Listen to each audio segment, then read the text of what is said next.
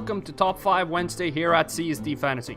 This week I'm looking at the top 5 fantasy quarterbacks so far this season and how they got there.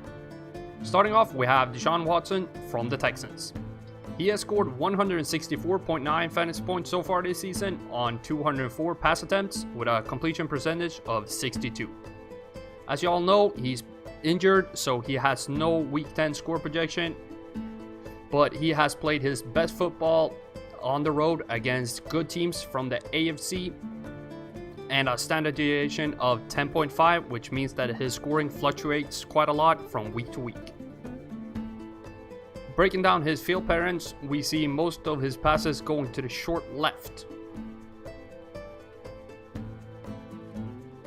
Least of his passes come to the deep middle, with only 4% of all passes in that zone. Most yards to the short right, which is completely opposite from where most of his passes go, and least yards to the deep left. Most touchdowns have come to the short middle. Next up is Dak Prescott from Dallas. He has scored 172.2 fantasy points so far this season on 259 pass attempts with a completion percentage of 63. His one-game floor is 13.8 and his one-game ceiling is 29.3, with a week 10 projection of 17.3 with a 20% risk of not reaching the projection. His best play is at home versus a team from the NFC with an above 500 schedule.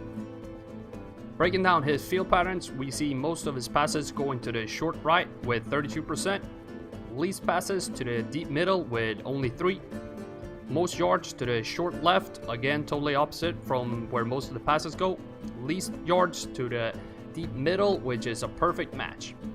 Touchdowns coming from short right. Russell Wilson comes in at number 3 from the Seahawks with 179.3 fantasy points on 303 pass attempts with a 62% completion rate. He has thrown for 2,305 yards with a week 10 projection of 18.4 with 21% risk, which is a little bit higher than Dak. His best play has been at home versus AFC teams with above 500 schedule. Breaking down his targets, we see most of his passes to the short left, least passes to the deep middle, most yards to the short right, least yards deep middle, which is a perfect match. Touchdowns coming from the short left with 5. At number 2, we have Alex Smith from Kansas City.